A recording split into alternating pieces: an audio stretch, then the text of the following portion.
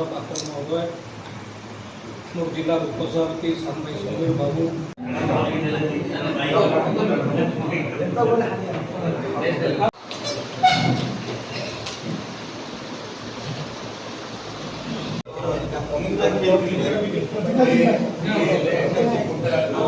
संगे संगे राज्य कार्यकारिणी सदस्य विष्णु प्रसाद संवाद सम्मेलन डाकिबार मुख्य उद्देश्य होची जे एभली एक लोकाभिमुखी बजेट को माननीय मुख्यमंत्री मोहन माझी द्वारा जो आगत करा जायछि, विरोधी दल विजु जनता दल हो तो कांग्रेस दल हो विधानसभा एमानकर नैतिक साहस ना ए बजेट को विरोध करने, कारण ए बजेट होची लोकों द्वारा और लोक एभली एक बजेट एक ऐतिहासिक बजेट कौन से क्षेत्र में कौन से विभाग को मध्य अवहेला करा जायनि कि कौन से जिला को मध्य अवहेला करा जाउनि कि कौन से क्षेत्र में क्या अवहेला करा जायनि। तेणु एभली लोकाभिमुखी बजेट को विजु जनता दल एवं कांग्रेस दल बाहर जो भली हंगामा करुँच मत लगुच सत्य कि 2 मास पर निर्वाचन हम आगे बीजेडी वाला आउ थे सरकार को आसवाई जो आशा रखुंट ये आशा केवे भी पूरण हो पार। तेणु याकू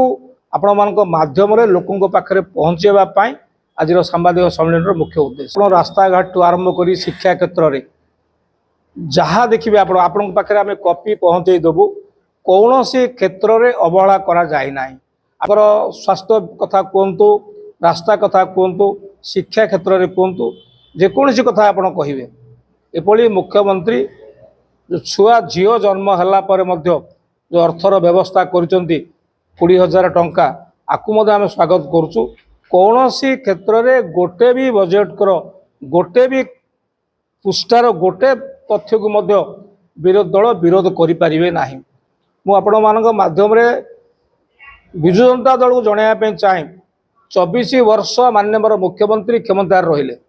24 वर्ष भितर 24 टंकार भी अनुदान चाषी मान व्यवस्था करना। मु धन्यवाद दूसरी आम विभाग मान उड़ीसा राज्य मुख्यमंत्री को एवं सप्लाई मिनिस्टर को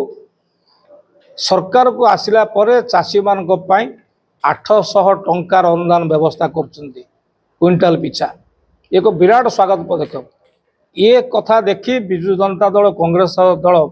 हतोत्साह हो गले काले पाखर लोक खसिकी पड़े एवं प्रत्येक दिन आप देखुवे